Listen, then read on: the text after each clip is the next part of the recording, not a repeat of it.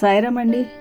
శ్రీ శివసాయి సేవాపీఠం ఆధ్వర్యంలో గత 4 సంవత్సరాల నుండి అన్నదాన కార్యక్రమం చేస్తూ 5వ సంవత్సరంలోకి అడుగుపెట్టిన సంగతి మీ అందరికీ తెలిసిన విషయమే.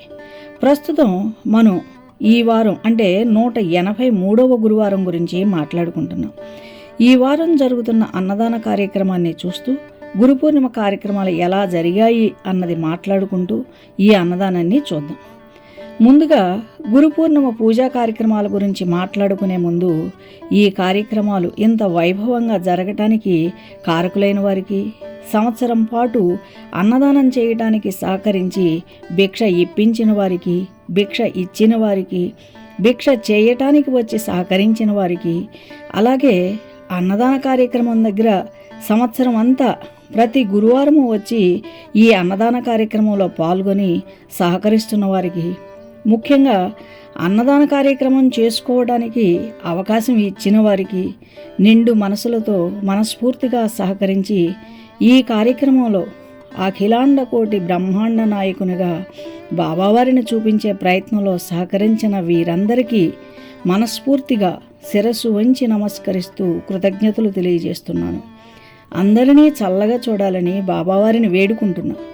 వీరందరితో పాటు బాబావారి మీద దృష్టి నిలిపేలా చేసిన డెకరేషన్ వారికి నా ప్రత్యేక కృతజ్ఞతలు. గురు పూర్ణిమ రోజు ముందుగా బాబావారి దగ్గర పూజకు కూర్చున్న దంపతులు శ్రీ సోమ శివకుమార్ గారు, శ్రీమతి వర్ధని గారి గోత్రనామాలతో సంకల్పంతో పూజ చేయించి తదుపరి బాబావారి ఊరేగింపుతో పూజా కార్యక్రమాలు మొదలయ్యాయి. బాబావారిని అభిషేక మండపంలో ఆసీనులు గావించి అఖండ దీపారాధనతో హరిద్రా గణపతిని అర్చించి మండపారాధన చేసి బాబావారి అభిషేక కార్యక్రమాలు మొదలుపెట్టడం జరిగింది. మనం ముందుగా చెప్పుకున్నట్లుగానే పంచామృతాలతో పూజకు కూర్చున్న దంపతులే కాకుండా వచ్చిన వారందరితోనూ చేయించడం జరిగింది. ఇలా 9 రకాల పళ్ళ రసాలతోనూ, 9 రకాల పళ్ళ ముక్కలతోనూ, 11 రకాల డ్రై ఫ్రూట్స్తోనూ, ఖర్జూర పళ్ళతోనూ పూజకు కూర్చున్న దంపతులతో చేయించడం జరిగింది. మళ్ళీ వచ్చిన వారందరితోనూ బాబావారికి అన్నాభిషేకము, భస్మాభిషేకము చేయించడం జరిగింది. చివరిగా దానిమ్మ గింజలు కలిపిన పెరుగుతో విశేషంగా అభిషేకం చేయడం జరిగింది. ఇక్కడ మీకు ఒక ముఖ్య విషయం చెప్పాలి. ఈ అభిషేకం వల్ల వచ్చే ఫలితాన్ని మనకు పూజకు కూర్చున్న దంపతులు పూజ జరిగిన 1 వారం రోజుల్లోనే దీన్ని తీసుకోవటం జరిగింది. ఇంకా మళ్ళీ మనం విషయంలోకి వద్దాం. ఈ అభిషేకాలు అన్నీ జరుగుతూ ఉండగానే మన పారాయణ సభ్యులు చేసిన భజన ఎంతోమందిని ఆనందపరిచింది. అభిషేకాల అనంతరం బాబావారిని పూజా మండపంలో ఆసీనులుగా ఉంచి అలంకరణ చేసి అష్టోత్తర పూజ చేసి బాబావారిని మల్లెలు, గులాబీలు, చేమంతులు, లిల్లీ పూలతో అభిషేకించడం జరిగింది. పూలాభిషేకంతో మునిగిన బాబావారిని చూస్తుంటే ఈ జన్మకి ఇది చాలు, ఇంకేం కావాలి అన్న సంతృప్తితో బాబావారిని చూస్తూ మైమరిచిపోయిన వారు ఎందరో.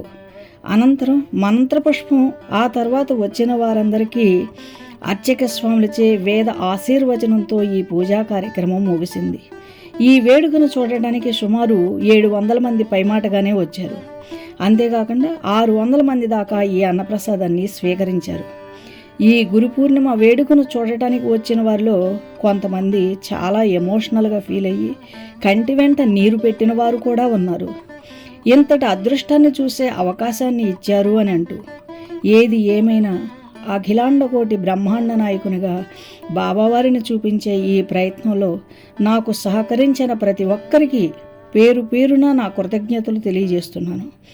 ఇంకా అన్నప్రసాద విషయానికి వస్తే, కడుపు నిండా సంతృప్తిగా తినగలిగేలా చేసిన అన్నప్రసాద దాతకు, ఎంతో రుచికరంగా చేసిన క్యాటరింగ్ సర్వీస్ వారికి ప్రత్యేక కృతజ్ఞతలు తెలియజేస్తూ బాబావారు వారిని ఆశీర్వదించాలని కోరుకుంటున్నాను.